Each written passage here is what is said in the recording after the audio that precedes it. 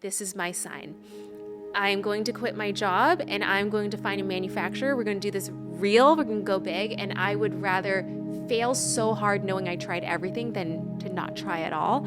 And so that was me taking the next leap of faith into the next chapter of my life. Welcome back, everyone, to another episode of Are You Ready with Joanne Molinaro. This week, I'd like to introduce you to Cassey Ho, the founder and creator of not one, but two powerhouse brands, Blogilates and PopFlex, both of which were born out of Cassey's stint as a certified Pilates instructor back in the late 2000s. But what started out as a way to pay the bills soon turned into a community numbering in the tens of millions and now 2 8-figure businesses. Cassey has always been a leader. I think she was born that way. But the thing I love about Cassey is that she completely upends the stereotype that often adheres to women in a position of power. That we must be unapproachable, aloof, even a bit of a bully, and that it is a business no-no to wear our hearts on our sleeves. This was definitely the message I received, explicitly and implicitly, when I was trying to make partner at the law firm. But Cassey, she doesn't buy into that, not at all. She is openly emotional about the triumphs and the losses, and she has leaned into that quality without a trace of artifice. In so doing, she has proven that success does not require you to be who you aren't. Success will follow those who lead, even with their hearts. So, without further ado, let's get into it. Well, thank you so much for coming by. Of course, I'm so excited. Yeah, I'm so excited to have you here. How's it going? It's going good. I love spending time with you because I feel like every time we get together, we just learn so much and we laugh so much. I know, we definitely laugh a lot. I'm going to try and keep my laughter at least to a minimum because I've noticed when I've done these podcasts, I laugh at everything everyone says and then nobody can hear anything that you're saying. So I'm going to try really hard to so it's not because you're not as funny as you always are. It's just I'm trying to give you the audio space to say all of the charming, witty, wonderful things that you're going to say. Aw. So I'm so excited that you're here, and I knew I wanted to share your story with my community as soon as you told me your story over vegan sushi at Makin. I was not really aware of your story. I had heard of you, the Blogilates, and I was like, oh yeah, I know the person named Blogilates. And of course, we met at that YouTube summit where you were apparently kicking everybody's ass with your Pilates routine. I did not take it. But it kind of disguise this much more inspiring story. And I remember walking away from that dinner being like, I'm so inspired. And I just feel like, oh my God, I just need to take charge of my life in the way that Cassey did. And of all the people that I've met over the past year, I was like, I have so many questions for her, mostly selfish ones for myself. That I just want to know. But I thought it would be cool to start actually at the very beginning. Where did you grow up? And, how many siblings did you have? And kind of what did you do when you were a little girl? Oh my gosh. Well, before I even get into that, I just have to let everybody know that when we were at the YouTube Creator Summit, the only person I was seeking out to say hi to was you. Oh my God. Because I found you during the pandemic with, your amazing emotional stories and beautiful cinematography.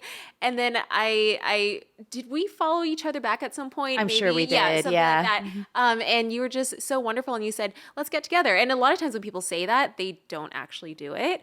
But the following week, I think we texted and then we got something on the books. And meeting you and Anthony along with Sam, my husband, at Makin Sushi was so fun. Yeah. And that conversation left me it made my heart feel light and airy for the rest of the weekend. And so thank you for that. Oh, thank you. So everyone who's listening, if you take nothing else away from this conversation, find those people who will actually text you back and meet you for vegan sushi. Yes. And also go to Makin. So good. Literally so good. Absolutely. So yeah, where did you grow up? I mean, is it from the SoCal area that you are? Yeah, I grew up in Southern California in Woodland Hills, and my parents are Vietnamese Chinese immigrants. They grew up in Vietnam and left during the 70s. My mom was a boat person, didn't eat or drink anything for 7 days. Her boat got pirated, almost died, lived on a refugee camp. And basically, my parents came from a very hard place, running away from war, and they eventually met here in the United States. And then I was born in California. Okay, so there was a lot in that one sentence. It was, yes. So let's start at the very beginning. What is a boat person? So it's a person who is fleeing Vietnam during the Vietnam War in the 70s, and pretty much my mom told me she didn't see a future for herself where Vietnam was going with the communist government and everything, and she wanted to create a future for her future children. She was young. She didn't have a husband. She didn't have a boyfriend at this time. Was she a teenager? Yeah, I think she was probably like 19 or something like that. And so she left her mother, her father, her two brothers in Vietnam and just fled the country. And she said she would rather die than not have a chance of a brighter future for herself and her future children. And she took her younger brother with her. And so that's a lot of people did that. And a lot of people also died during that time trying to escape. So she left behind her parents and her two older brothers, presumably? Younger. She was the oldest. But she did bring one brother with her. Yeah, because he didn't want her to leave. Oh my gosh. Oh, that must have been very difficult for her. Yeah, but it's crazy to think, her determination and her fire of wanting to do better is probably a lot of the reason why I am the way I am today. When did you discover this story about your mom? Oh, I mean, she always told the story ever Really? since we were kids. Yeah. She's like, you guys need to give me everything. Yeah. Everything I say you need to do because I went through the boats and all that stuff for you. Yeah. I know the story well. So how did she get to the United States then? So after the refugee camp in Malaysia, she wasn't able to get to the U.S., so she had to go to Canada first. And there was a family there that was taking in, refugees, taking care of them. And eventually, through relatives or something, someone said my mom should meet up with my dad. And then they became boyfriend and girlfriend when they met up in San Jose, California. And then they eventually got married. And that's how he got her over here. And where was your father born?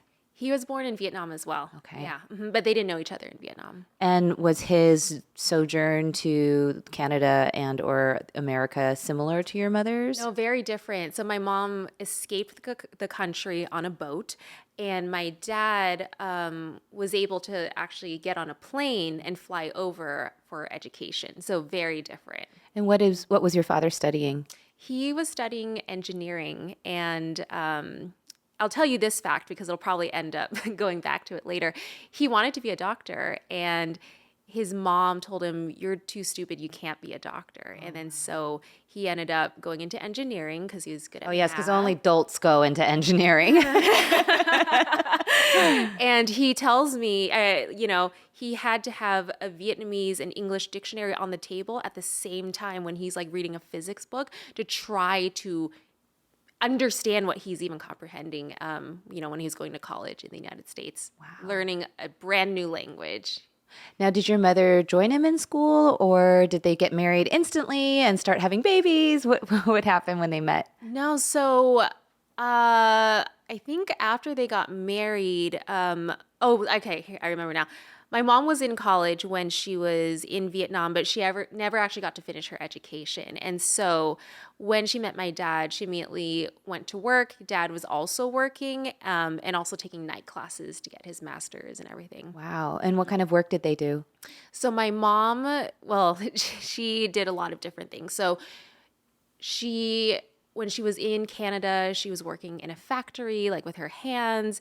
And then when she got to the U.S., she ended up working in a bakery and making cakes. Oh. But it's not as glamorous as it sounds. It's like, it was for like Vons and Safeway. So yeah. And then her working schedule was very difficult. I remember hearing her waking up at 3 or 4 in the morning and like opening the door, closing the door, the engine turning on, her leaving. And it was like that throughout my childhood. Oh, so it's literally like Time to Make the Donuts where the donut guy like turns on the light and nobody else is awake. The whole neighborhood is subsumed in darkness. And yeah. And she had to have that schedule too because she had to pick us up at 2 p.m. when school was over because dad was going to still be at work. Right. Yeah. So it's always been, they've always worked both of them so hard. And what was your father doing at the time?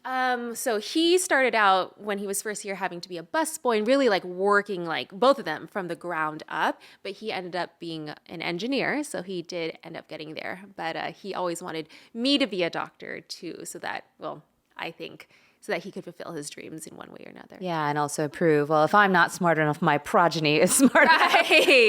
Right. So how many siblings did you have? One little sister. She's 4.5 years younger than me. And what was it like growing up in Woodland Hills? I did not really have a sense of what it meant to be Vietnamese or Asian, and I was actually ashamed of it. I never saw people who looked like me, and I wanted to have blonde hair and blue eyes. And the thing is, I didn't actually realize any of this until I moved up to the Bay Area. And I remember attending my very first assembly and having a culture shock because everyone had black hair and tan skin, and I felt weird about it. And then I realized, oh, I've only feel weird about this because I've never been around so many people like myself. When did you move to the Bay Area? In the middle 5th grade. Okay. And so your family moved to the Bay Area? Mm-hmm. Yeah, my dad, like Silicon Valley, that whole thing. I see. Mm-hmm. Yeah. So for the first 5 years of your life, you lived here in Woodland Hills. And for those of you who don't know, Woodland Hills is a suburb kind of place of LA. It's right off of Ventura. Mm-hmm. And I didn't realize that because right now it's a fairly diverse town. I know many Korean Americans live there for sure. There's pretty thriving because it's like right by Northridge and things like that. Mm-hmm. But I guess growing up, it was not as diverse. No, not where I was. And the only type of diversity that we got was on the weekends when my parents would go grocery shopping in Chinatown, right, or all the way down in Garden Grove for Vietnamese groceries. Mm-hmm. Yeah. So you said that you were sort of ashamed or embarrassed of, I guess, your ethnicity and your background. How did that manifest in your relationship with your parents? It's interesting because I feel so bad for it now, but like I wouldn't want my parents to speak in front of my friends, didn't want to ever speak Vietnamese in front of people. But weirdly enough too, my mom always told me to not to tell the teacher or anyone else at school that I knew a second language because she was afraid that I would be put in ESL classes, English as a second language. And so it was almost like, from one side, like wanting to be English first and wanting to be so American so that I wouldn't be held back. But at the same time, it also became me being ashamed of my culture and really not embracing it until middle school when I met other Vietnamese girls and boys and began wearing my costume and just like feeling really proud of it. But before that, I didn't want to have anything to do with being Vietnamese. So you said that you knew a second language. Is that the first language that you started speaking at home? It must have been Vietnamese and English at the same time or something. Yeah. Yeah, I totally understand what you mean. My mother used to do the same thing. I mean, she would never tell me, don't tell people you don't speak Korean, but she emphasized the American and the English speaking at the cost of the Korean and the Korean speaking. Obviously, since like Korean has basically leaked out of me like, a sieve, I barely remember any of it. But at the time I spoke it very, very well. And she was very anxious about me, again, being placed behind in school because, the Korean or her inability to speak English in her, sort of thinking as well as she needed to would somehow put me at a disadvantage at school. Yep. And I think when you're growing up, when you're 4, 5, 6, 7, 8 years old, kids are simple. We sort of interpret that as, I guess this is something to be embarrassed about. Like maybe this is something that I should be ashamed of. I should be more proud of the fact that I did well in English, and got an A on my spelling test than perhaps the fact that I can speak Korean with my grandma. And so it's sort of this strange thing that we internalize over time. But it sounds like at around 10 years old, some of that got a little bit, flipped upside down when you moved to the Bay Area. Yeah, it did. And one of my best friends from middle school, she and I ended up becoming the president and vice president of the VSA, which is the Vietnamese Student Association. And I carried that club all throughout high school. And it was really like, it gave me such a sense of cultural pride that I never had before. And it was really cool. And it is all about being surrounded by other people like you.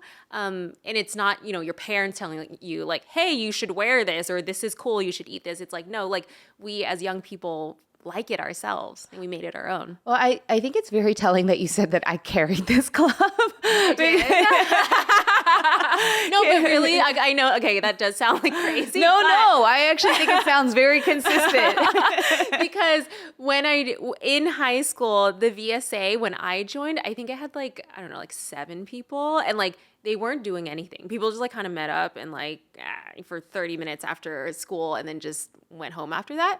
Then I was like going in, I was like, there's like Vietnamese dance competitions, there's parades, like we need to like win stuff. And so when I came in, I started like designing these costumes for our dance competitions. And then my mom would go back to Vietnam every year, and I'd give her the designs, and then she would have them made, brought back. All the girls would fundraise, and boys, we would fundraise, and then that's how we would get our costumes. And then we compete with the more intense like Vietnamese schools in San Jose, because I was in Union City. And so we were kind of like this other school coming in and like beat all the competition. And it was like really a prideful time. I had a lot of fun. Oh, I think that's amazing. And I think it also is incredible that you were designing clothes at the age of what, like 10, 11? Well, this is high school now. So, 16. Wow. Yeah. I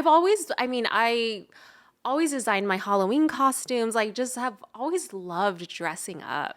Where did you get that from? Like, where did you learn how to even say, like, I want this costume, so I'm going to sit down and sketch it out and figure out how to make it? Like, that's not something that I learned growing up. Like, where did you learn that?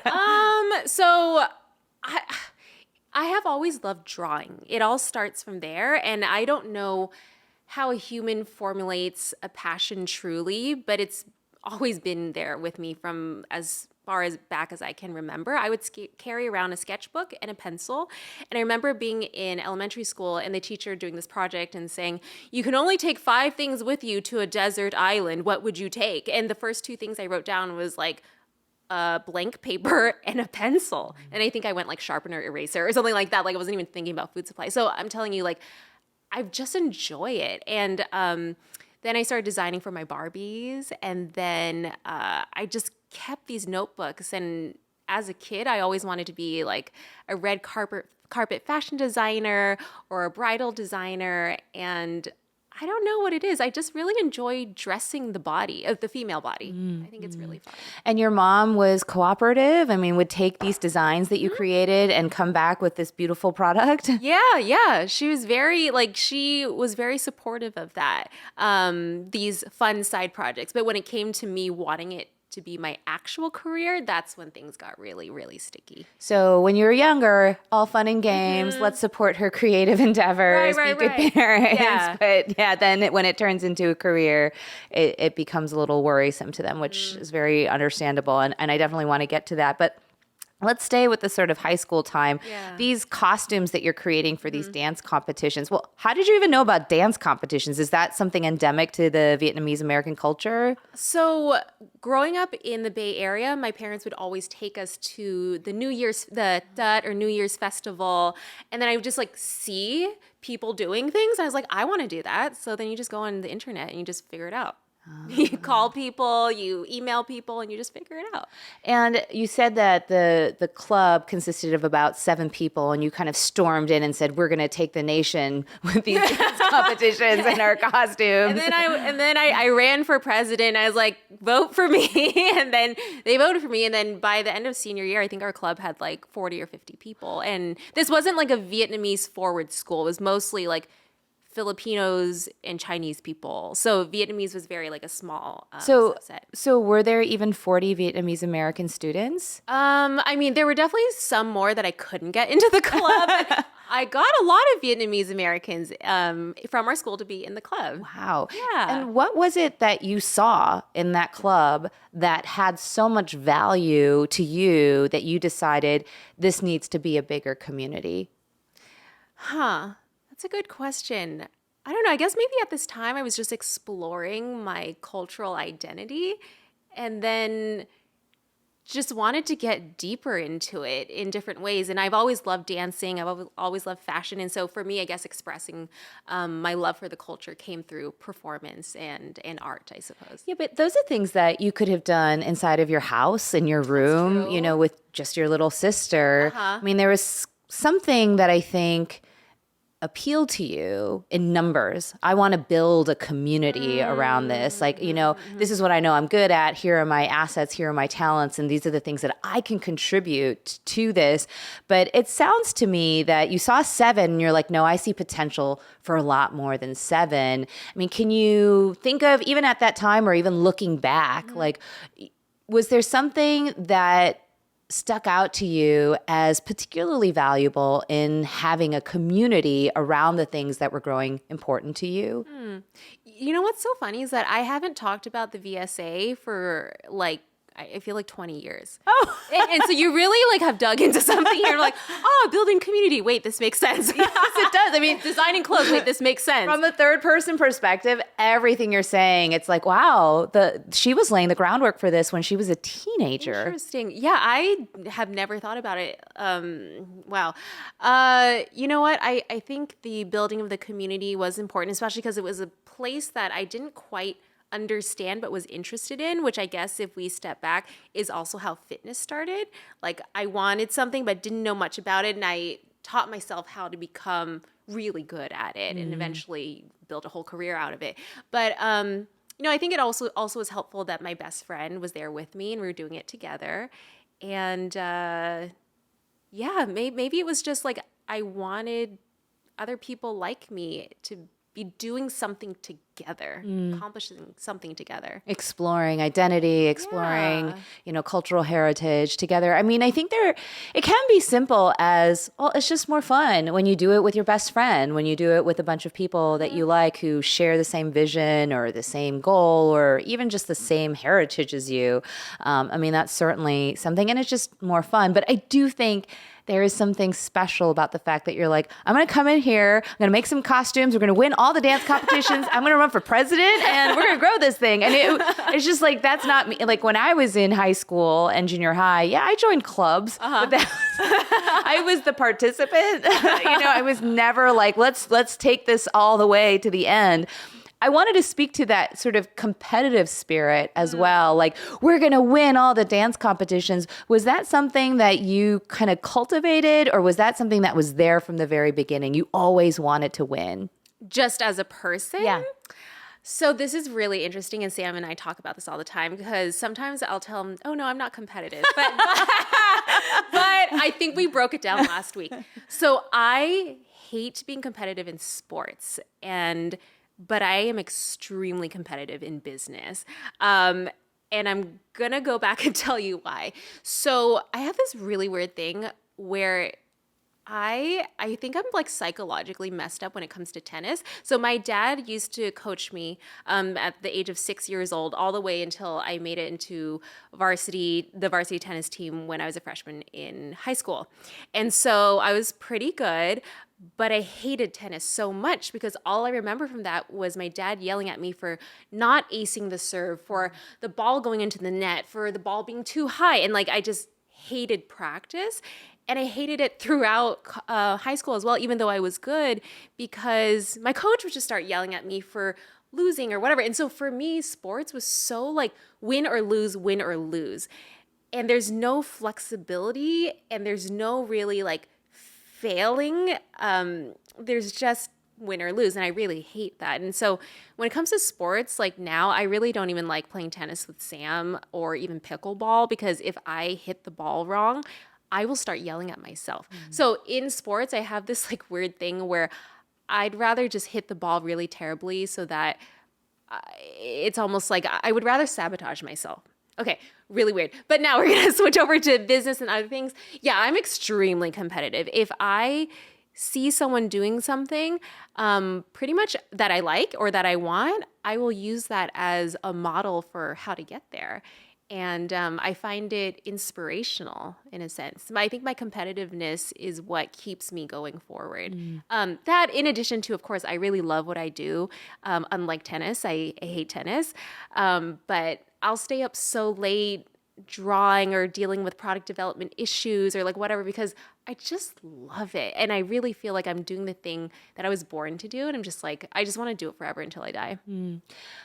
I think one of the things that people forget is people who are competitive, there's at least something inside of them that makes them believe that they can win, that they can be number one, however cheesy that sounds, you're number one. But there's at least something inside of you that gives you the audacity to hope that you can prevail, that you can be on the mountaintop. And to have that sort of confidence at such a young age, when you're still in junior high and high school, I think is pretty remarkable. But I also hear what you're saying is that you also kind of discover that there's sort of a danger as well, a sort of toxicity that can adhere to that level of competitiveness when, for whatever reason, you start to internalize the sort of, how I hit the ball translates into how valuable I am as a person, how worthy I am as a person. How do you guard against that from happening in the other aspects of your life that you are kind of gung-ho competitive, those things that you still love to do, as much as you hate tennis, you love staying up all night and designing and, building a business? There's so much more flexibility and freedom in business than there is in sports. In sports, you hit the ball wrong, that like your opponent then wins. Like it's so cut and dry and clear. There are rules. Whereas in business, there are no rules. Like I can push boundaries. I make my own rules. I don't have to adhere to any rules. And I can fail as much as I want on my journey. But that doesn't mean I lose the game. And so I just have a lot of fun doing whatever I want. And that's why I feel like even when problems arise, I embrace them because it forces me to be creative. And I love that so much. So far, the formula for success, at least for Cassey, seems pretty apparent. Pride in who you are, community to support and inspire you, working with a best friend to make sure it's always fun, passion for what you're actually doing, and a healthy dose of competitive drive. But, as I like to do, I wanted to peel back the onion even more. I wanted to dig into the parts of Cassey's story that might not be as easy to talk about as dance competitions and running for president. As we get into it, I'm reminded once more that love is powerful, but also can get, complicated. I want to go back to something that you alluded to with your father, and I guess it seems like he and perhaps even your mother put some pressure on you to go into medical school. When did that start? So I remember being in high school and, of course, taking all these AP classes and all of that. Like I was a great daughter and a great student, and I had never rebelled against them.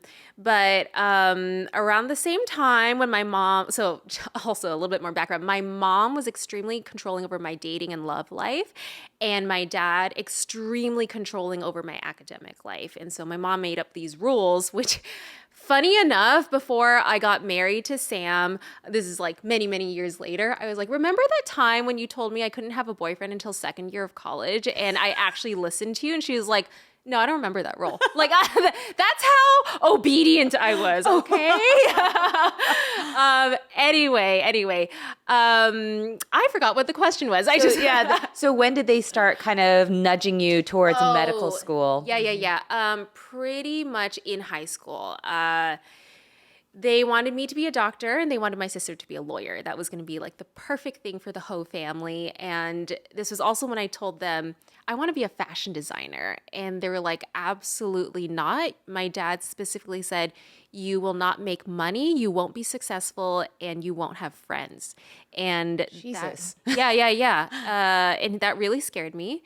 So then I decided to just go into medicine because I had good grades in biology and physics and everything. Like, fine, I'll just do it. And the whole time he's telling me, oh, and you can always like design on the side, or you know what, you can get into cute scrubs. Like you'll make it work. My heart is dying thinking about that. But I went anyway and ended up majoring in biology with the hollowest heart, the darkest hole in my body ever. And I knew I just couldn't do this anymore. But at the time in college, I didn't know how to disobey my parents because I had been so obedient. I think a lot of people have the rebellious phase when they're like 13, but I never had that. And so it was really hard trying to figure out how to tell my parents, I don't want to do this. I want to follow my own heart, but I also can't guarantee you that I am going to be successful, but I need to be able to try. And what ended up happening was junior year, the last class that I needed to take before the MCAT, it was organic chemistry. And at this point, like I'm just mentally dying inside, emotionally dying inside. And they're telling me, no, you must continue, must continue. And then I decided to just sabotage myself and just ruin the entire timeline. And I just dropped out of organic chemistry. And I knew that was going to set me back like a whole year. And that really broke us. I honestly think it breaks us till this day because that was the first time their perfect daughter decided to not obey her parents, to not trust them. And to this day, like this whole trust thing is still an issue. I think that what you just said is exactly the whole crux of this relationship with your parents that you're talking about. It's tremendous trust that you had in your parents, that they always knew best, better than you about what you wanted, what you needed. And when I talk to a lot of people who have similar dynamics with their parents, and this I think is very typical of immigrant parents and their children who are here in the United States, and it could be for a host of reasons. It could be the language barrier. It could be, the fact that your parents were refugees for a while, or because they had very different lifestyles and different dreams. But I think at the end of the day, for a lot of kids, it's about, well, I want my parents to be proud of me. I want them to approve of me. I know that was always the sword of Damocles that was hanging over me. Like, I can't get a C in math, even if it's the highest level math that the school offers. I cannot because my parents will be disappointed in me. Not because I can't get a C because it'll look bad on my report card or because it'll ruin my GPA or my chances of getting college. Or those were there, but they were so secondary to the primary concern that I need to make sure my parents are okay and that they still love me. So when you're talking about this trust that you had in your parents, I want to understand, because it almost sounds like it was by rote. Like it was automatic. I automatically obey and trust what my parents do. But was there ever a time, especially when you start realizing that I'm uncomfortable with these choices that my parents have made for my future, where you start investigating, like, why am I obeying them so automatically? Should I continue to trust their vision for me? Yeah. And I mean, the first time I disobeyed my mom, it was really scary. And so, that rule about not having a boyfriend until second year of college. I had a secret boyfriend in high school and she found out, and then she forced me to break up with him on the phone while she was listening. And so like after that, I was like, okay, I'm not going to go through that again. That was incredibly humiliating and damaging. And so in college, that was the second time that I decided to disobey, and this time it was my dad. And he is a really tough man. So that was really hard. Yeah. When you describe that you went into college obeying your parents and being a biology major with at least this sort of idea that you would do what they said and become a doctor eventually, you describe it as sort of hollow and almost like emotionally dying. Yeah. Like, can you be more specific about what that feels like? And I say this because I know there's so many people who listen. Literally, there was a young woman that I met once who was like, my parents want me to go to medical school and I'm in medical school, but I know it's not right for me and I don't know what to do. And she just starts crying, you know? And it's like, what exactly do you mean when you say you felt hollow? Like literally at the age of 17 and 18, those are really big feelings to have. Yeah.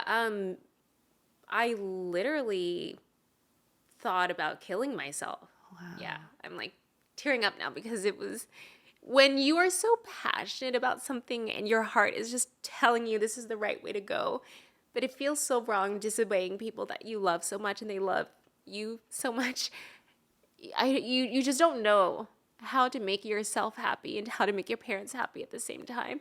As you can see, this is still like an unresolved issue I have with my parents, and people always ask me like, they must be proud of you now, but it doesn't matter, you know, how many subscribers I have, how much money I have, what things are in Target. It doesn't matter. I honestly think they're still hurt that I didn't take I didn't trust them with my future. Yeah. So anyway, hollow feels like you have nothing left to live for. Hollow feels like everything is dark inside and you're aimless and you're stagnant and falling backwards. Yeah, that's what it feels like. I think that's really telling, given that there are some people who would say, oh, how could you feel aimless when your parents were telling you exactly where to aim yourself? They've already laid out the path for you. My mom used to say this all the time. She's like, I got the path for you. And I'm also going to tell you when you get off the path so that you get back on it. She's like, that's my job as your mom, is to get you back on that path, right? And so in some ways they think that they're loving you the best by telling you, here's the path, here's where it ends. I'm going to be standing next to you the whole time to make sure you stay exactly on this path that I've already marked out for you. And yet this sort of tragic irony is that you've probably never felt as aimless and directionless in your life before as when your parents are trying to tell you this is the direction that you actually need to go. Yeah. And it even got to a point where my dad was calling my professors and asking them how I was doing. Like this is the level of control they wanted to have over me. And like, yes, I understand now that I'm older that they wanted to secure a financially secure future for me because they did escape a war-torn country, had nothing, worked for $1.50 an hour bussing tables. Like, I get it.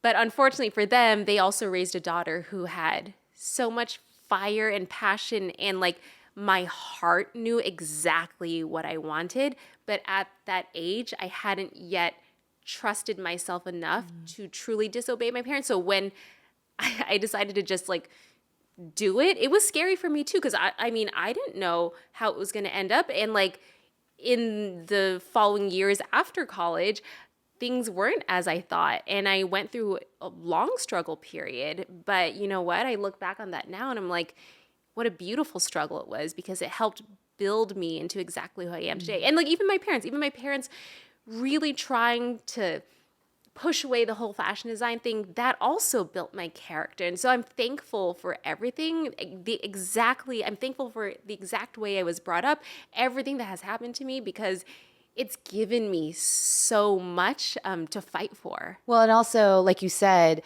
really crystallize what it is you want. Yeah. You're like, I know this is what I want, because people are trying so hard to prevent me from getting it. And it would have been easier for some people to just say, fine, I give up. Like, I'm not going to do this anymore. It's so much easier. The path of least resistance is just to to go into medical school. It's easier to go to medical school. You know what I mean? Like, and we laugh at it because obviously getting into medical school is really, really hard. Yeah. But it sounds like in your case, it would have been the easier option because your parents would have been, clapping for you and cheering you on. Mm-hmm. And this decision that you made to essentially sabotage that future for yourself as sort of the first step, the first gauntlet, being like, hey guys, I'm not going to do this anymore. I'm assuming that whole confrontation, if you will, with your parents was difficult. Oh yeah. And it took years of build up, because it started freshman year when I knew this is not where I want to be. And that's kind of also when I started looking for other ways to find happiness, which is when I went on Craigslist and found a Pilates job down the street, and kind of just, I felt so happy anytime I went to class and started teaching. Of course, this is after getting certified. And then my parents would also be like, why are you wasting your time teaching? You need to like cancel that. You don't need that and go back to studying physics. And I'm just so glad there's all these moments where I just didn't listen to them. And it's all these little things that ended up, being the start of my YouTube channel. And then the YouTube channel ended up bringing me back to fashion. Like, none of this was planned. This was all really just following my heart, because that's all I really knew what to trust. That's so beautiful. Recently, I had a friend staying with me, a 20-something-year-old, and I mentioned to her that I was planning on having Blogilates on my podcast, and she immediately perked up. Oh my God, all the cool girls in junior high would do her workouts together, and I always wanted to be one of the cool girls. Well, what kind of workouts were these? As you'll soon hear, Cassey was a certified Pilates instructor, and she started her channel when Pilates was in its heyday. I actually did a Pilates workout this morning in my living room. Only 18 minutes, and according to my Garmin, burned a whopping 120 calories. It's hard stuff, and I definitely would not have been motivated to do it without a good instructor. It made me appreciate, once more, Cassey's unique gift for inspiring people to do hard things with a smile. I want to go back to you going on Craigslist. Yeah. This is like so random. There's a lot of Craigslist stories. Yeah. That's okay. That was the kind of generation that we grew up in. Yeah. But so where did the Pilates interest kind of float into your life? I mean, we know you hate tennis, and it sounds like organized sports is a no-no for you.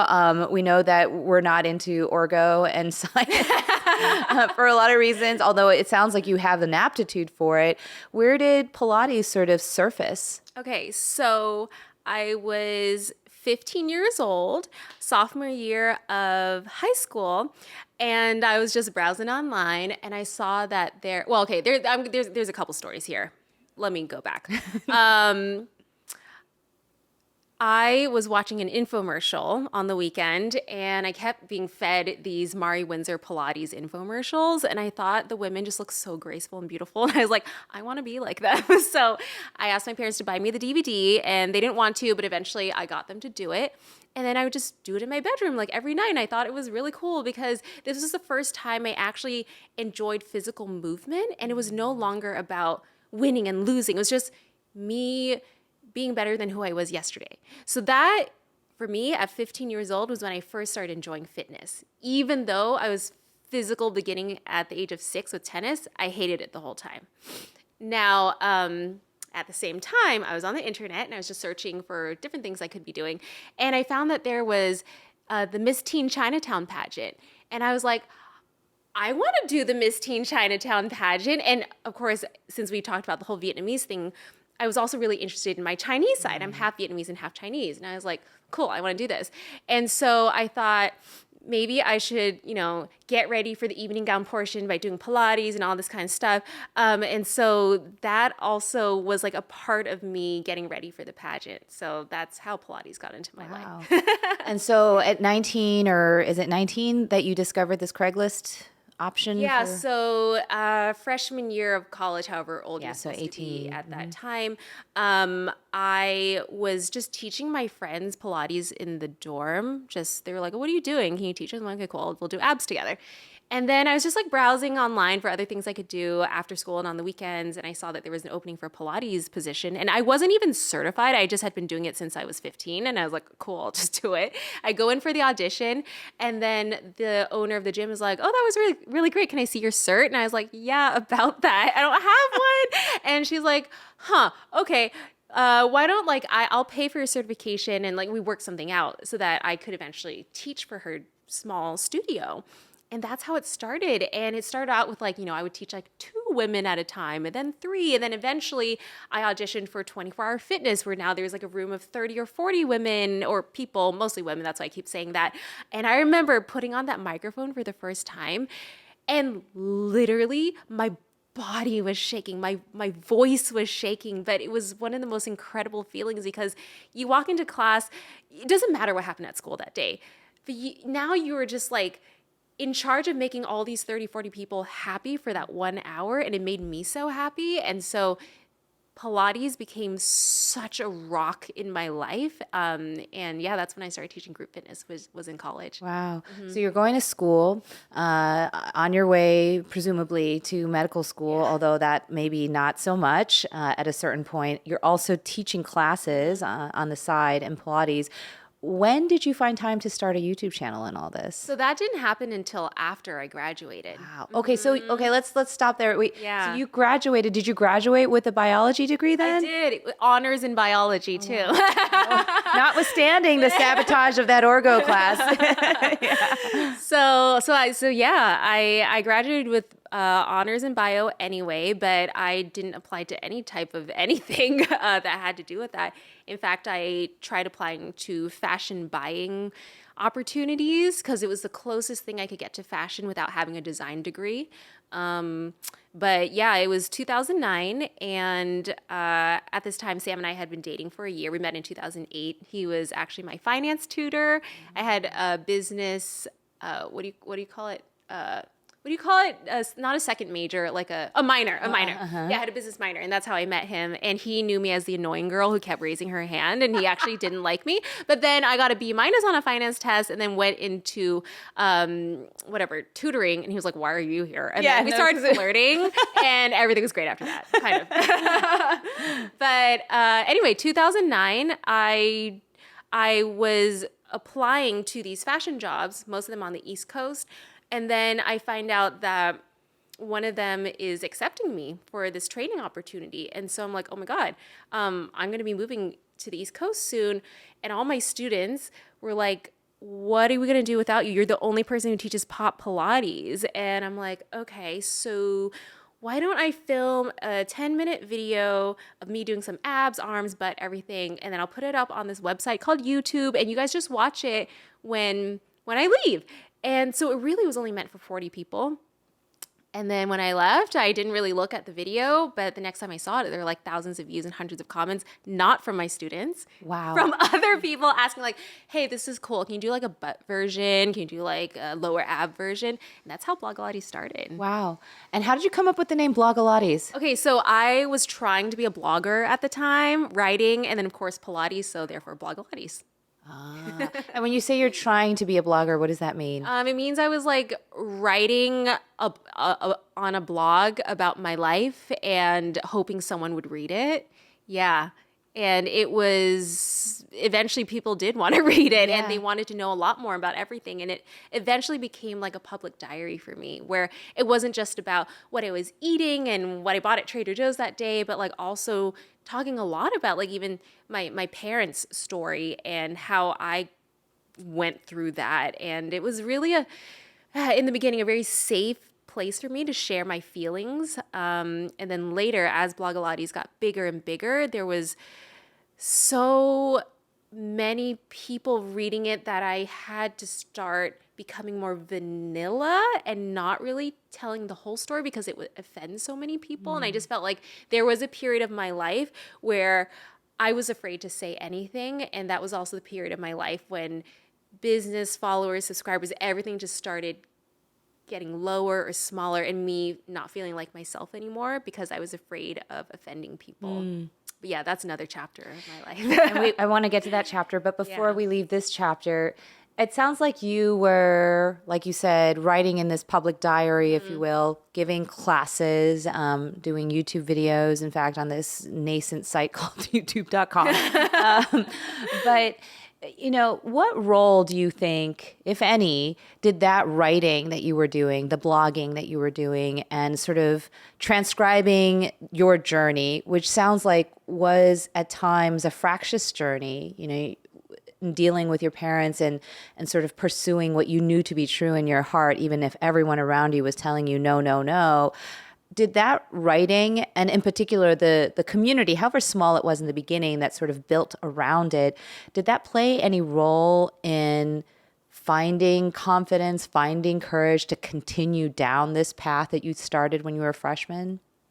Yeah, the writing for me has been so therapeutic, and it's been extremely therapeutic to get the feedback back as well. And you end up, you know, meeting people who might be on the same journey or have thoughts to share with you because I didn't really know who to talk to about this. And so it was a nice place for me to just like figure out my feelings. And so I used to blog once a day, like every day. And then as, the business has grown, I've not been able to do that. But anytime that I am able to blog, like I'm able to send over lots of traffic to it. I do think that what happened is that Instagram happened, and then the caption space is what began replacing my blog. So it's not like I stopped writing. I just now have a major character limit when I write.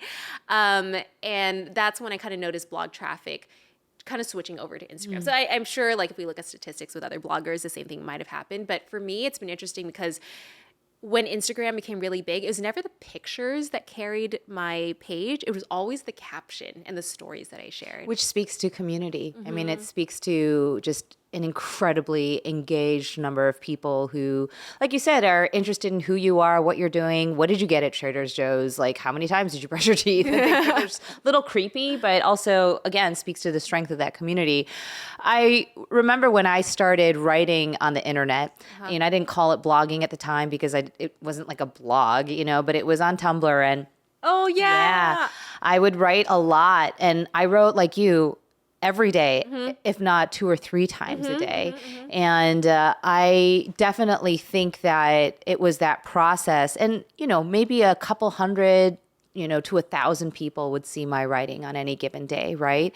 And it was something about that process of putting myself out there in this sort of vulnerable way, but also the safety of knowing, well, it's not like a million people. It's just a couple hundred to 1,000 who are reading my thoughts that I think in some ways propelled me to do things that I had previously been too afraid to do, the most important thing being leaving my ex-husband. And so I was writing out my whole separation and divorce process on Tumblr with this very small, tight-knit community. And I don't know if I would be here if I hadn't done that. And it's such a strange, weird thing. I mean, I grew up maybe a little bit earlier than you. We didn't have internet growing up. I wasn't able to Google things like costumes and, things like that.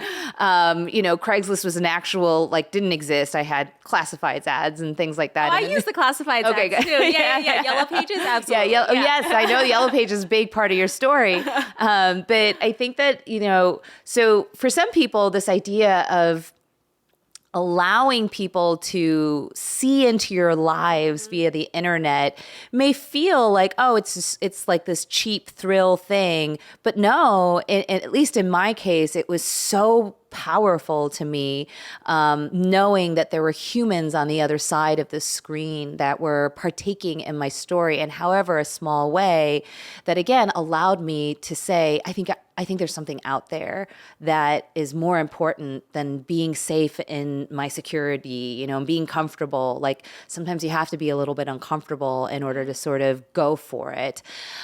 I want to talk now about you making the move. Ultimately, did you go to the East Coast in pursuit of that job opportunity? I did. So I thought I was heading into this glamorous buying job and I was going to prove my parents wrong and all this kind of stuff.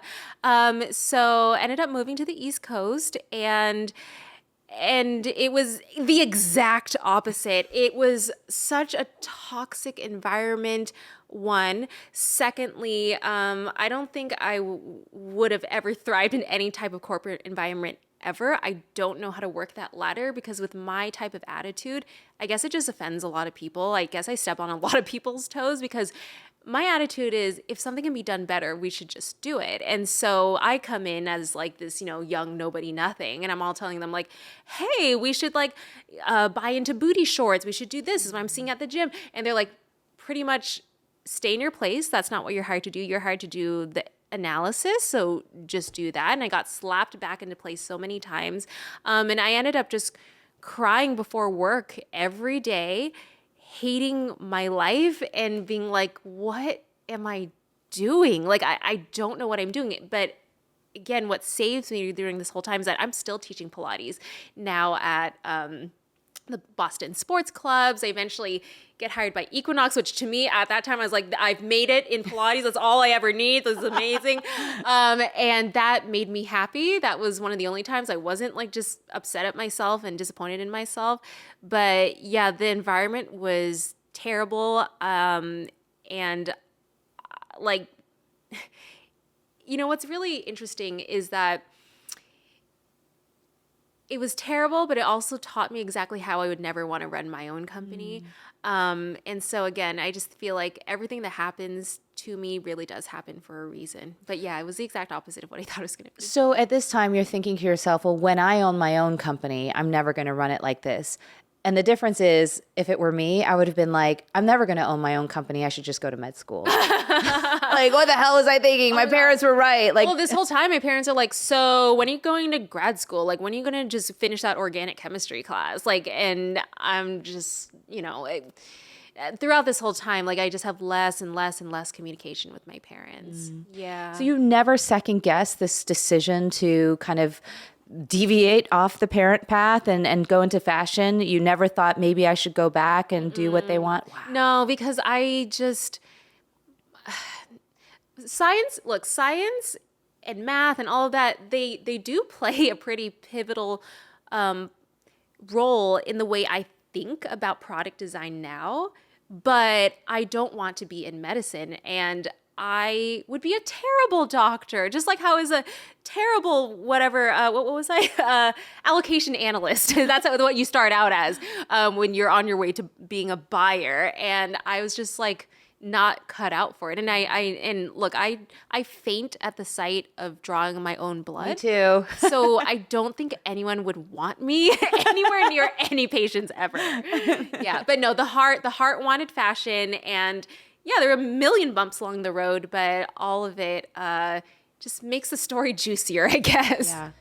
Most of us, we don't exactly love our jobs, but we don't hate them either. Or maybe we suppress how much we actually dislike our jobs because we feel we can't really do anything about it. For a long time, I used to get this horrible feeling in my chest, like someone was squeezing my ribs together every time my husband would turn onto the street my office was on to drop me off at work. Sometimes I even have nightmares about that feeling, like I can't breathe. But for 17 years, I stuck it out and I ignored that feeling because I thought it was normal. As you'll hear, Cassey basically didn't care whether it was normal for her to hate her first fashion job. She decided it just wasn't good enough for her.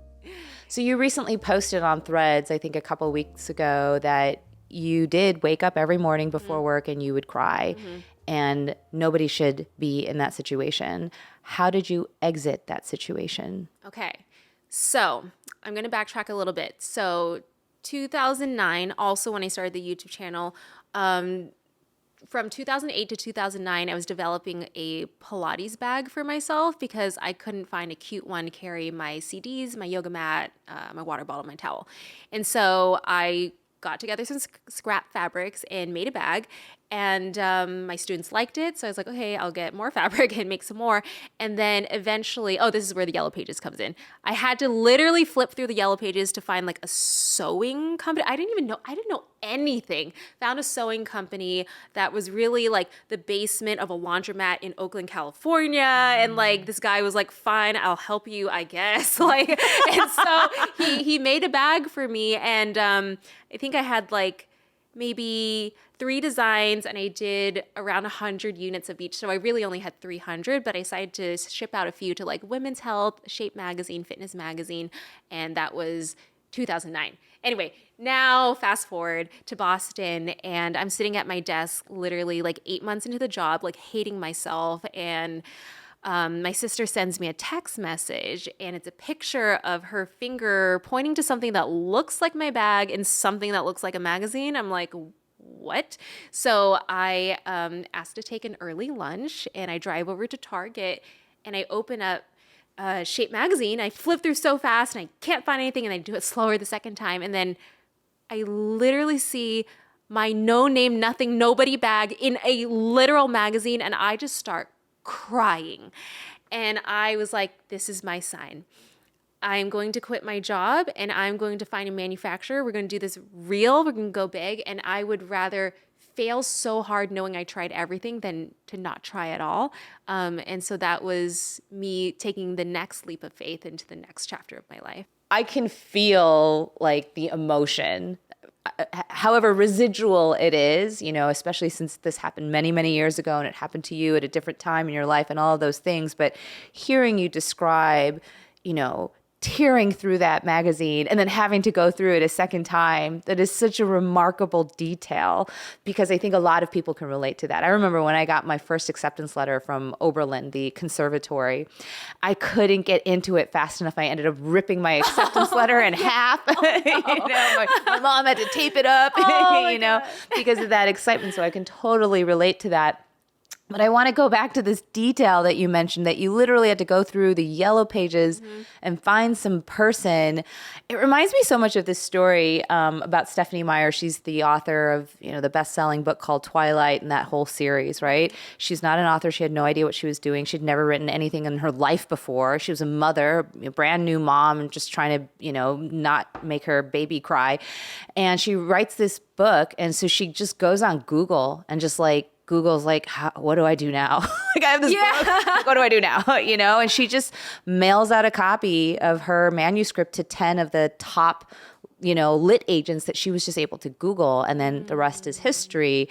And so your story of just kind of, going down the yellow pages, again, where did you find the confidence to be like, I don't know what I'm doing. I have no idea what I'm supposed to do next, but I'm just going to go to the yellow pages and randomly call this person that there's no Yelp reviews. There's nothing. I don't know anything about this person, and just keep going. How is it that you weren't asking yourself, well, what if this person F's it up? What if I end up wasting a lot of money? I'm 300 units, I'm assuming is a good chunk of your savings. What if it turns out bad? What if the bag that I get is completely useless? And even if I like it, what if nobody likes it? And I ordered 300 bags that nobody's going to use. How did these questions not stop you in your tracks? I guess it's just the excitement of what could be. And, also when you're young, you don't really think about all the things that could go wrong. You just do it and think it's going to be fine. And so, yeah, I remember looking through the yellow pages. I don't even know what word I was looking for, but I was like, I think sewing is a good one. And I just looked up all the things that said sewing in front of it. I just called all of them until I got one. It was this Chinese guy in Oakland who was just willing to help me out. I think he was like, I don't know what she's doing, but that's fine. I guess. But yeah, I remember. And when you got that first one back, did you like it? No, I didn't know. I literally didn't know what I was doing. So I drew a picture of the bag, and it was supposed to have pockets on both sides. But because I drew a diagonal picture, it only showed pocket on one side. And so I assumed that he knew I wanted this to be symmetrical, and it came back with one pocket. I was like, no, that's wrong. So I had to pay for a second sample. So these are things that I just didn't know. But today I teach my design team, hey, you guys need to be louder and more clear when we're talking to the factory. They don't know that we want that. Put a picture, draw it again, and make it very clear. And so all of these things taught me, it was my design school. My whole life has been prepping me for what I'm doing now. And when you got that first one back and you said, yeah, no, there's supposed to be a second pocket here, again, being me, just knowing at that age and not knowing what I'm doing, I would have been like, oh, I guess it's okay with one pocket. Why not? I just thought it's fine. What made you again be like, no, sorry, sir, you need to do this again? Oh, well, that's just how I am. I'm so particular when it comes to everything. And if I want what I want, there's no changing it. Unless you have a really good reason and you prove me wrong, fine, we'll have that discussion. But I just need it to be symmetrical. So we got to have two pockets. So what happened to the 300 units minus the ones that you send out to the magazines? Yeah. So, it was really hard to sell. I set up my own website. Oh my God. I love this already. Why? Because I just assumed you'd be like, and they sold out in 1 minute. No. It was sitting in my parents' garage, and I was trying to sell these bags for $150. And yoga bags are not a thing that people need. Okay. I and it's like Secret. and it's like you can get a $17 one at Target. It's just that I didn't want that one. So I thought a lot of people wanted a super glamorous gold chain, like vegan leather bow bag for $150, which like no one really wanted that. And so, yeah, I made my own website on this like website called highwire.com. I don't even know if it's still out there, but it was like the cheaper version of what you would think of as a Shopify back in the day. And I put up there and like, no, nothing happened. And this was like Blogilates like wasn't even a thing. And so You didn't have your no. millions of YouTube I didn't have anything. I had subscribers. nothing. I was just like, it was called Oh Gorgeous Yoga Bags, which is now the parent company of our, like all our businesses. Aw. But, yeah, it was really hard. I remember Sam's mom like bought one because she wanted to be nice. And then like my friends found out from high school and they like bought one to be nice. But like these weren't like real customers. And I can't even remember how I got. Oh, I remember now. I think I was just playing around with SEO or something like that. And we got like one sale from this woman in New York. She bought a red Beverly bow tie yoga bag. Her name was Lindsay Anvik. And I was like, are you kidding me? Someone in New York bought my nobody bag. And I went on Facebook and friended her. Are you serious? We're actually still friends. That is the highlight of this episode. I don't think you could beat that. Oh my God. That's so Cassey. Wow. Yeah, so that was the first one, and like it was just really stale, slow inventory for a really long time.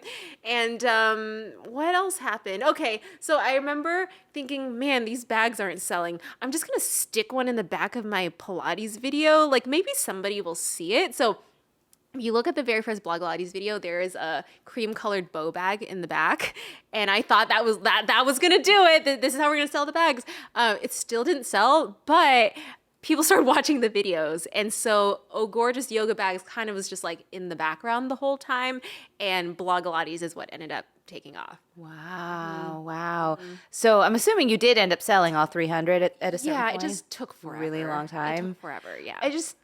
Was there ever a time where, again, you were second guessing any of the decisions that led you to that point? Like, maybe I'm not a salesperson. Maybe I don't know what I'm doing here. Maybe I don't know how to design a bag and I should just stop.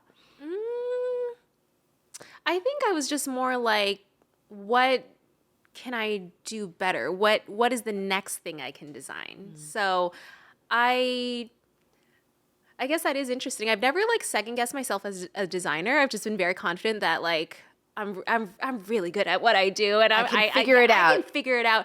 And I think what gave me even more confidence was as the Blogilates brand started to grow. First of all, I didn't even know it was a brand because I was trying to make Oh Gorgeous a brand, and it was on Facebook when the fans were like, "Hey, can you make a Blogilates shirt? We want to buy it." And I was like, "What? That's literally my screen name. That's so weird." And then when I made a shirt and I put it up there for them, and this was just a Forever 21 shirt with the screen printed Blogilates on it, it sold out like within a minute. And I was like, okay. And that's when Blogilates took over as the main brand. And then Oh Gorgeous Yoga Bags was just very slow selling in the background still. Wow. Yeah, it took a long, I'm telling you, it took a long time for them to sell.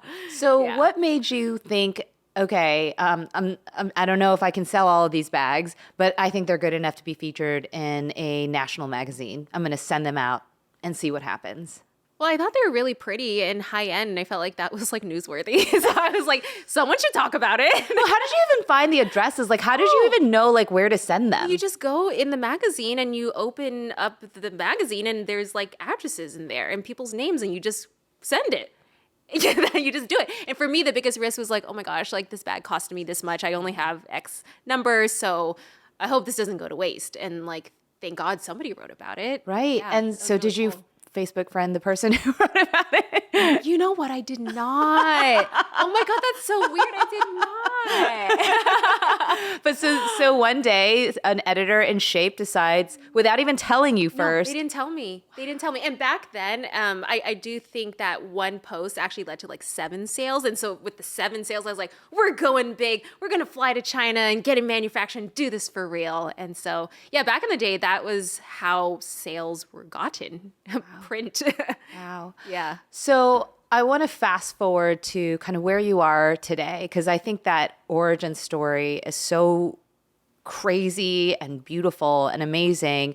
Now you operate under two brands, right? Blogilates and under PopFlex, right? And PopFlex is direct to consumer. Correct. And Blogilates is also in Target now. Correct. That's insane. Yeah, and that also wasn't really supposed to happen either. Which part was not supposed to happen? The Target one, I think, and weirdly enough, the PopFlex brand wasn't even called PopFlex when it first started. It was called something else, called Body Pop, and then some company in Korea decided to trademark the name, and so I had to change it to PopFlex in 2016. And so everything just like happened because I had to deal with certain stuff. Yeah. But yeah, no, I mean, Blogilates, okay, so here's the confusing part, I guess. So Blogilates is the YouTube channel name and the Everything Everywhere name. And one of our first like super viral products, it wasn't the yoga bag, okay? It was like these train like a beast, look like a beauty tank tops. It was back in like 2014, 2013, maybe actually no, probably 2012, when these neon colored motivational shirts were super in. Do you remember those? No. You don't? Okay. Well, maybe I was on a different part of the internet. Well, anyway, that was like the rage. And I made like water bottles that had my design on it. And it was crazy because in 1 month we would sell like 30,000 units of one bottle. What? And this was me like still not understanding what this was, but like, okay, cool. And we're shipping out of my parents' garage and everything. And this is under Blogilates. This is under Blogilates. Under Blogilates. But what happened is that graphic design is so easy to steal. And I was really just screen printing on blanks. And so I started seeing a bunch of my design pop up on Etsy, and then eventually on actually Target. And that directly affected sales. So I saw my sales drop and I wasn't sure what to do. But at the same time, this was around the time that Lululemon was getting big. And I was super into it because I was like, wow, these are like really pretty gym clothes. And so I was like, I want to do something like that.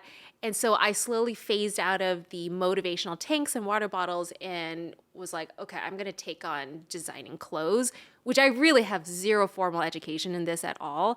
I like sketching and I know what I like and what I want, but I don't know how to make patterns or anything like that. And so I decided to find a manufacturer in downtown LA and try to get my first line of clothes done. And that was a complete disaster. It was terrible. Oh, how was it a disaster? It was a disaster because, again, I have no technical design experience. So I'm just trusting that this person I'm like, yeah, cool. I'm going to do extra small to extra large. Like, we good? These colors? Cool. And it comes back and I'm trying to price things at Lululemon prices. So I'm like, oh, if they can do it, I can do it too. Not as high, but like kind of. And the fans retaliate. They're like, because I went from selling $20 shirts to now like a $60 tank top or something. And they're like, you left us all behind. You don't even care about who brought you to where you are. And like, I remember crying on launch day of Body Pop. And not only was the price range not good for the audience, the quality wasn't there. The sizing really was limited. It was only XS to XL because I didn't understand how to do plus size. And because of that, people thought I was anti-body positive, like all these things on launch day. And then, of course, on top of that, later we find out I can't even use the name Body Pop. And so that was really, really hard. So that was probably 2014, 2015 or something like that. So it was 2014, 2015 when you launched this ill-fated clothing line. Was that when you would say that you went from being just Blogilates, fitness Pilates instructor to being a fashion designer?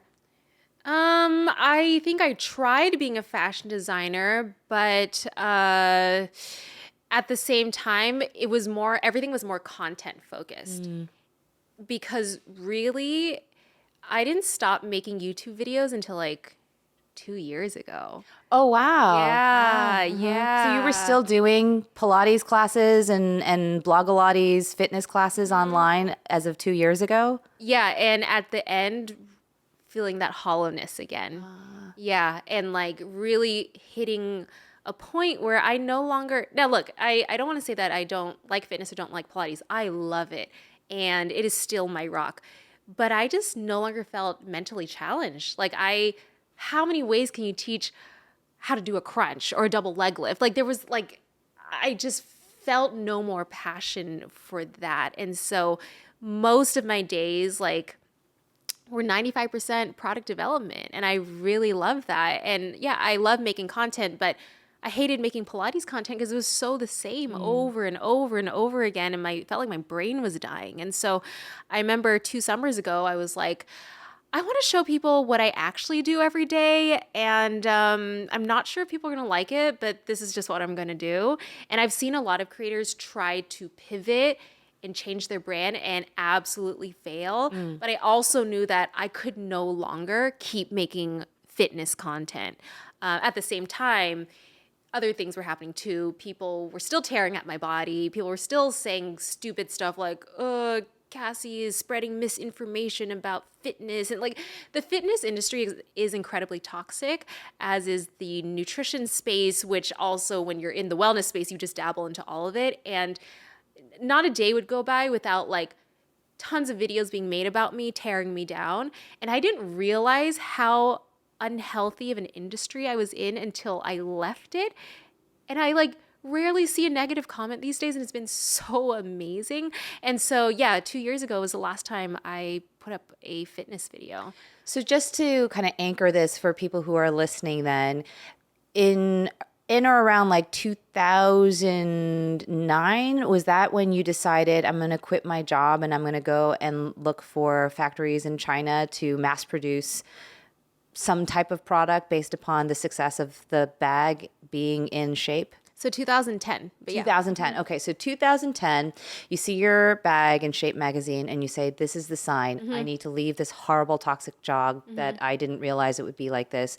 And we're going to do this properly. We're going to go to China and we're going to identify manufacturers. Is that when you decided I'm going to do sort of like these T-shirts and water bottles and things like that? Yeah, so after I got back from China, pretty much I didn't have a full-time job anymore, and I was teaching Pilates like 12 times a week trying to make ends meet. And ends didn't really meet. So then I moved back home to my parents' Oh my house. gosh. Yeah. Yes, I moved back home, and my parents were like, so you're going to go to like grad school now? Medical school. But I'm like instead like printing shirts and stuff like that. Where am I going with this? I don't even remember. Well, so I guess that while you're doing this, so many things are happening at the so same many time. Things. That's what's hard to And tell. also Blogilates is continuing to grow as a channel. Yes, and that's happening at the same time. Okay. Yeah. Yeah. So the bags end up getting developed and shipping to my parents' house. So we're out of Boston now. But that was a disaster too, because one, there was like a strike at the port, and I didn't know anything about ports and strikes and whatever. And people had already pre-ordered their bags. Oh my God. And it was Christmas time, and then I didn't know what to do. So I ended up like writing the congressman and like telling him to help me. And I don't know if it helped, but eventually my bags got released right before Christmas, and we ended up sending it. And then I find out that when the customers get it, the factory just like switched out the zipper on me, and it was like a bad zipper. Like everything, I learned so many things throughout this process. And I actually don't think this is the question you originally asked, but it's bringing back a lot of challenges that I went through. And yet at no point did you decide I'm going to stop doing this and do something different? No. And at this point, were you continuing to do Blogilates, the fitness channel, and being, a fitness person as a way to facilitate continued growth in your business, the product line? Or were you doing it simply because you loved being Blogilates, you loved the channel, you loved the community? Let's see, because I wasn't making money from the channel. Right. And at this time, ads weren't a thing. Brand deals weren't really a thing. And honestly, by me teaching Pilates and having a channel, it discredited me in many ways. Magazines didn't want to write about me because they were like, well, what celebrities do you teach? So it wasn't like doing favors in the professional fitness industry, even though I was certified and a real Pilates instructor.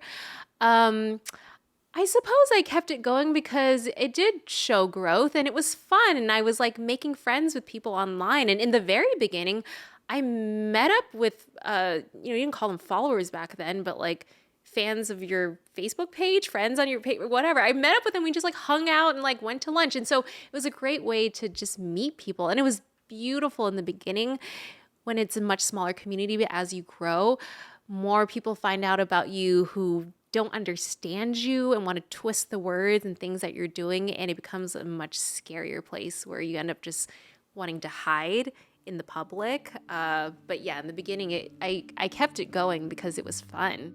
Community can be a powerful tool. It can make things fun, as Cassey describes. It can inspire change, big change, in not just one person's life, but in many people's lives. It can push us out of comfort levels, facilitate enormous growth, and at bottom, prove that we are, in fact, never alone. But communities, especially the larger they grow, can, as Cassey alludes to, grow a bit unwieldy.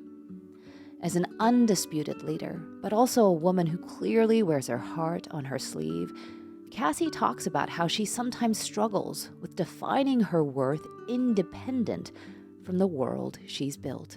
That is one of the things that I think happens in any situation where you become vulnerable. I think it becomes magnified when you become vulnerable to millions and millions of people who somehow think they're entitled to not just have an opinion about your life and everything that you're doing, but then to voice that opinion or even share that opinion to their millions and millions of followers or, listeners and things like that. From what I am hearing from you, part of the joy that you derive from the things that you do is community building.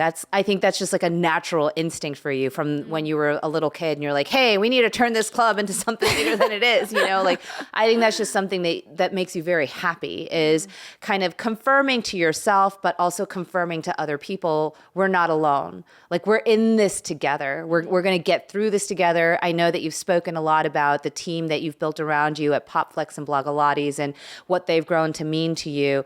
I know the kind of relationship that you have with your husband and business partner, what that has done for you in not just your business growth, but also your personal growth and your emotional growth. But I think, there's a flip side to that community. There's a flip side to being that vulnerable, which is, yes, you are vulnerable. And there's also this tendency, again, to internalize the feedback that you may get, sometimes the good ones, but also sometimes the bad ones.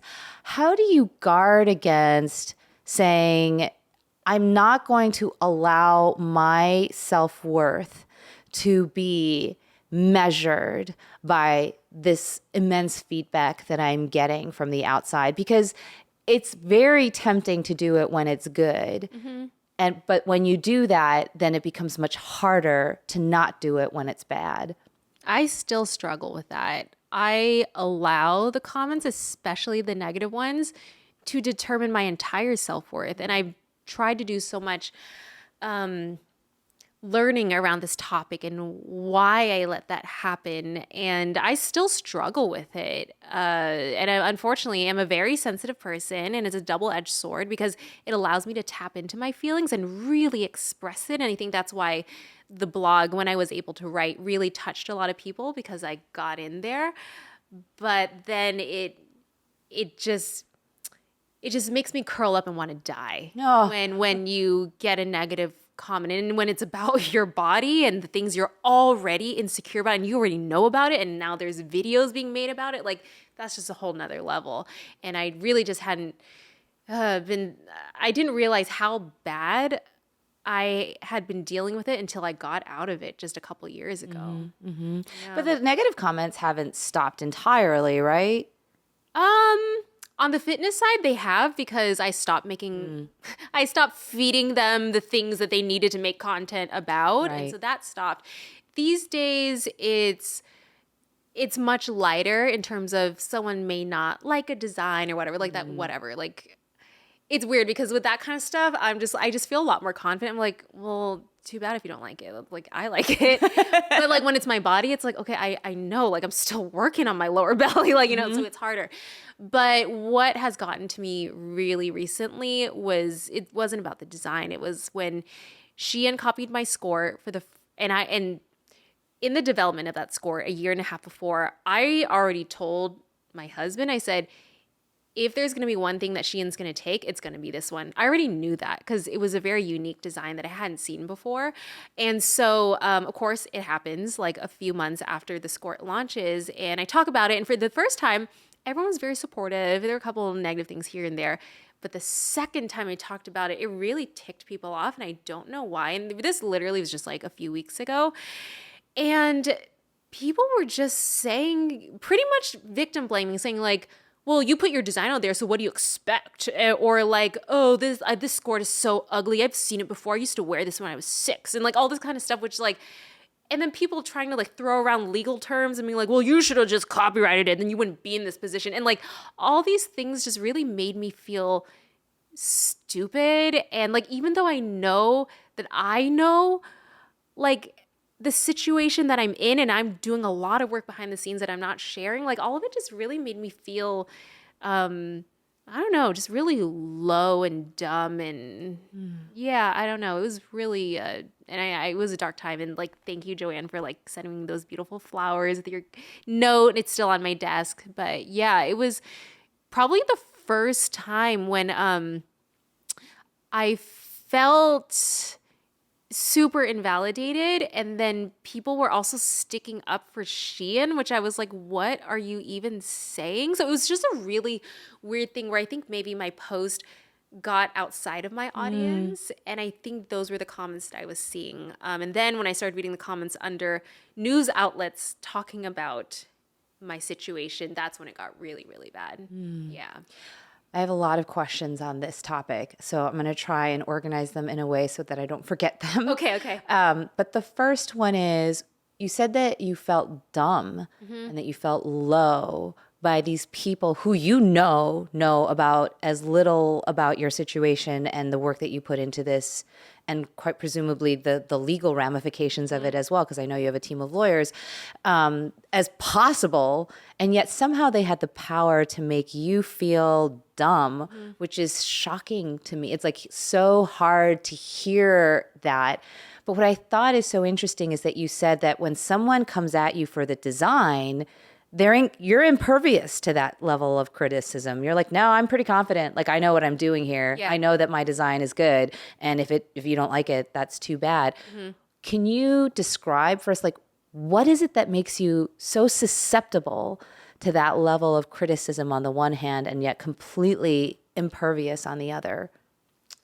I mean, law is not my profession, and I'm still learning. And it's actually been really interesting. I really like learning about the ins and out of fashion law, which are extremely gray. And I'm having a good time learning. Unfortunately, not happy about paying for it and doing it on this side of things. But it's a place that I'm not confident in because I don't have the knowledge. And so when people say stuff, I'm like, oh, could I have done that? Like, I don't know. And so like, it's just like the way they say it that just makes me feel stupid. Like, oh, well, you should have done that and stuff like that. And you know, I end up looking it up, and sometimes maybe there's one person that might be right, but most 90% of the time, like these people who aren't lawyers have no idea what they're talking about. And so it just comes from a place of, I'm not an expert in it. And so it initially just feels like someone's just slapping me and I just need to figure out what I'm doing. Yeah. I mean, you may not be an expert in the law. And I had a very similar situation to you happen a month and a half ago. And I am a lawyer and I have been practicing for many, many, many years. And I also have a team of lawyers, but I felt the same level of dumbness that you describe. Like, That's crazy. Yeah, no, I felt it. I got one comment that gaslit me and that said, well, you can't copyright this. You shouldn't be upset by this. The fact that your book was essentially ripped off, and somebody was trying to profit off of it. And here's the thing, you say that you're not an expert in the law. I don't think that's relevant because I am an expert in the law, presumably. And I still felt as stupid as what you just described when one person came at me, let alone a whole bunch and news people and all that stuff. The thing is that you are an expert in a lot of different things, which is, the amount of time it took to design that skirt. The fact that you already knew before it even happened that Shein was going to steal it or Shein was going to steal it, right? And that already that speaks to this level of expertise that I can't even understand. I don't know what made it so special that it was going to be stolen, that you would know in advance that this is going to be the one that they steal. It also speaks to how you market that skirt, because from what I understand, they don't just steal the design of the clothing, they also steal the marketing of the clothing, how you pose the picture, like, what that all looks like, what the post looks like, the social media behind it.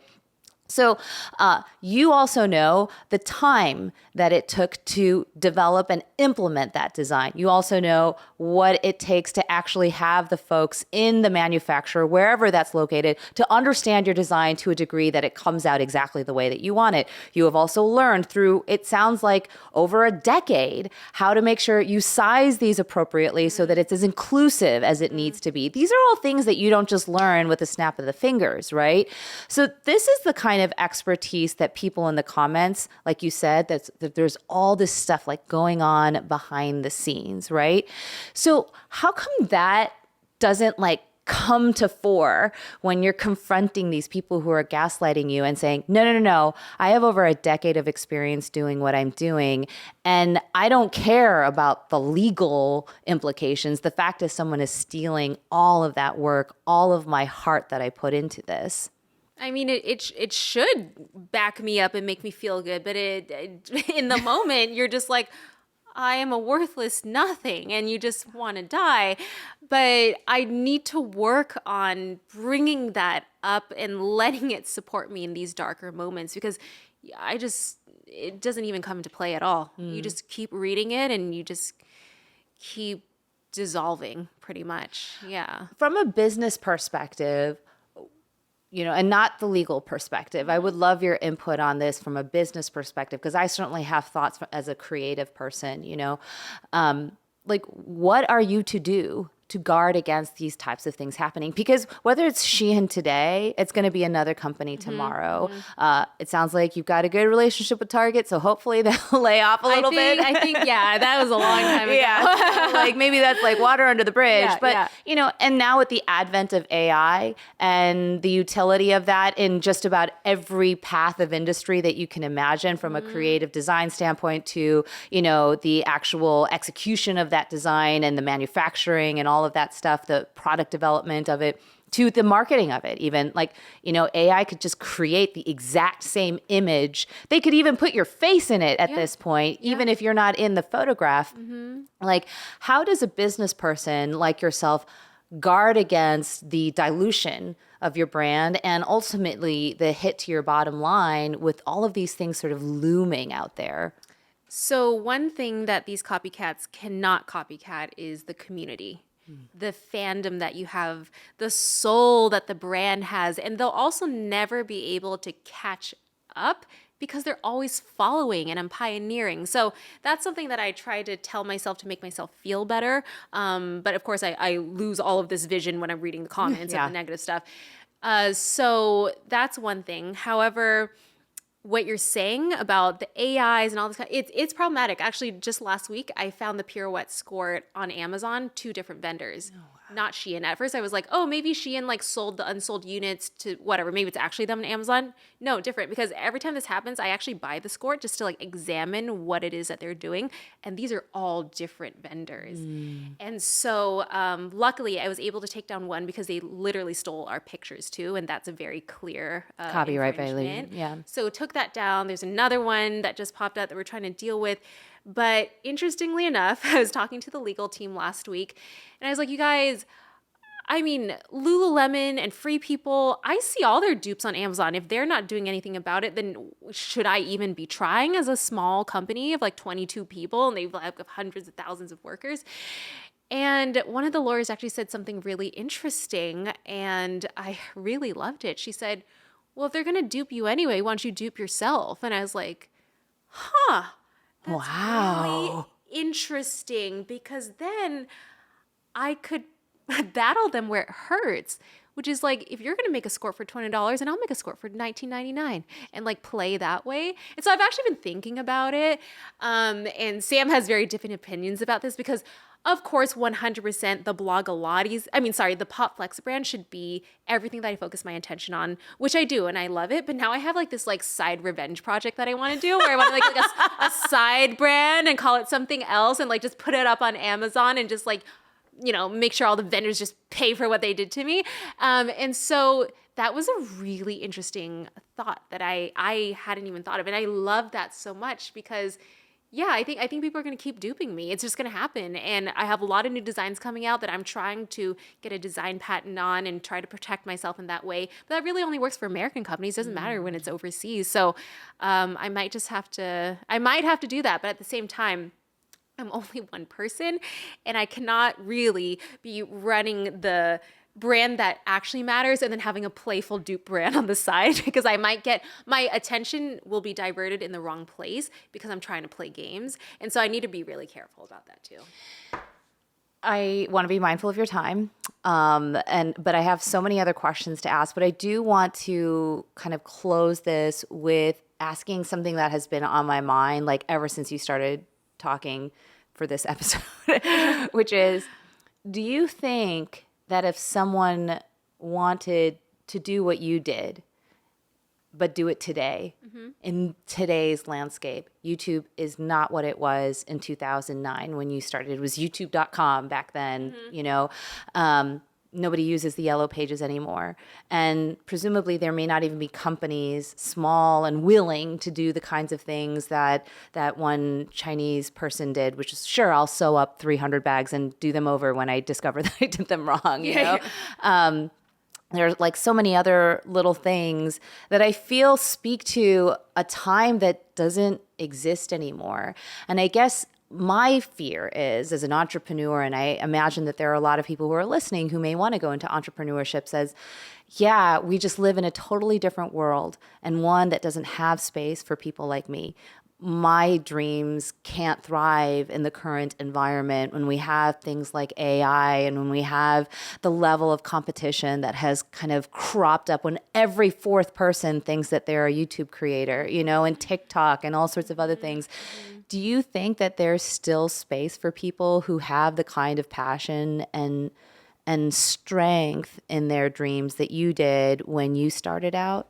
100% yes. And I actually think it's easier because there may not be yellow pages, but there's Alibaba.com and you can just find manufacturers who are willing to do 20 units, 50 units. There's also been proven paths of success. Like you can see, like for me, I didn't have any Asian fashion designer to look up to and see exactly how she did it and talk about her feelings the whole time as she was doing it. Like I just like kind of did it. And now you have people you can follow and even like reach out to if you have to. Brands that are super tiny can go viral on TikTok and it could just change their business overnight when it took me 3 or 4 years to sell out those 300 units of yoga bags. Like it really I'm telling you, it took a long time. I think that's like my favorite thing of this story. So I think anyone who feels like, oh my gosh, there's so much competition, but don't go out there doing something that's already been done. Be unique, pioneer, and then you have zero competition. And so I think if anyone has an idea, literally just go for it and expect to make mistakes along the way. Expect to fail along the way because the failure is what builds your character and it is the true teacher in life, in business, in relationships, in everything.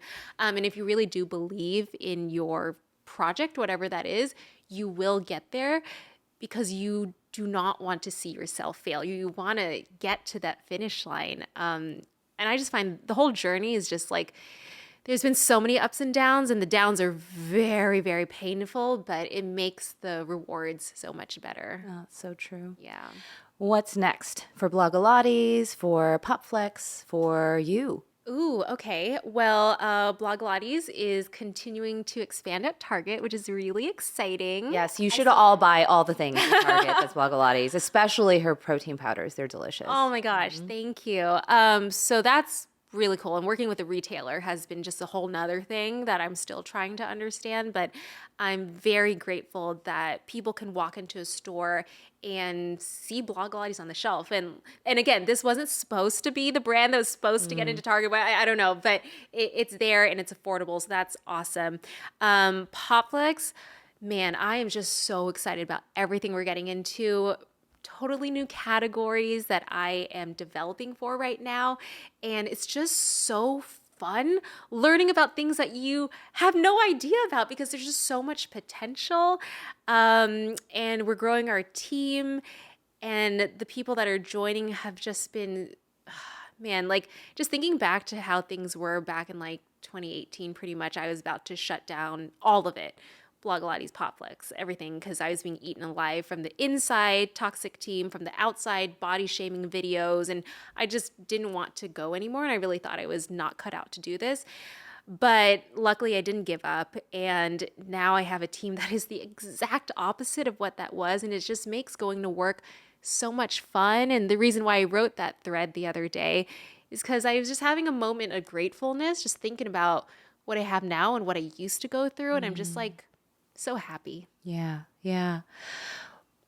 Is there anything else that you want to share with our community here? Anything else? I mean, you don't have to. A lot of times people ask me that. I'm like, no, I'm good. But I want to make sure that if there is something else that you want to say, that you have that platform to do it. I mean, I really enjoyed our conversation today. And oh my God, I'm getting emotional again. But like, I'm just really grateful for our friendship. Aww. And I feel like over the past few years, like I've actually had a lot of social anxiety because I think I was just hanging around the wrong people. And then going to that dinner with you and Anthony was so fun. And I said at the top of this interview that it kind of lifted me. And I'm just so happy that our friendship has continued to grow and blossom over these past several months. And I'm just, I'm grateful for you. I'm really grateful for you. And I'm just so happy that we're friends. Well, I'm very, very grateful to and for you. And I'm, very moved. And I still, like I said, I know I've said this like a bazillion times, so it's probably getting old, but I literally, like sometimes like I do not know why she wanted to meet me at the summit and why she was searching out. Literally when you were like, I really wanted to meet you. And I was like, oh, she's just saying that because she's nice. Like why would the Blogilates want to meet me or talk to me? But regardless of that, I'm forever grateful. And I think it's so cool that you guys live by us now. Yeah, I know. And that we love the same same foods. Yeah. And I can't wait to celebrate many, many, many more milestones and continue to wear all of your clothes. Because as I said in a comment earlier, they are the most flattering. So for all of you, if you don't know, you got to check out Cassey's clothes. I have gotten so many compliments on the times that when I'm wearing a sports bra like I am right now, that blanket jacket that I take everywhere now. You wear it all the time. I literally wear it all the time. People like recognize me from afar, like when they see me with it, and they're like, "Oh, there she is. She's come in with that blanket on her body." I have gotten so many compliments on that, so definitely check it out. Where else can people find you? Blogilates everywhere. I'm so lucky that I have that handle because it's such an unusual name. But yeah, everywhere, even on Threads. I don't even know if Threads is going to continue to survive, but I'm still there. But yeah, posting vertical videos like a few times a week. Awesome. About my design process. Well, thank you so much, Cassey, for coming Joanne. by. I am very grateful for this conversation, and I'm really excited to eat. Yeah, me too. Let's eat. If you had to, could you identify the secret to Cassey's success in just one word? After listening to her story, I saw an entire wheel of things that catapulted her. Her passion, vulnerability, leadership, drive, and even the pride she ultimately found in her heritage. But if I had to name the hub of that wheel, the thing that binds all the spokes together and makes sure the wheel keeps turning forward, however hard it gets, I'd have to say it was heart. Thanks, everyone, for joining me for another episode of Are You Ready? With Joanne Molinaro. If you enjoyed this episode or this conversation, do me a favor and hit that subscribe button below, leave a comment or a rating. Most importantly, tell me who you want to hear from next. If you found this conversation particularly enjoyable or inspiring, it would mean so much to me if you shared this episode with your friends, your colleagues, your family, or anyone else you think might also enjoy this conversation. In the meantime, until next week, I hope you have a wonderful and lovely day.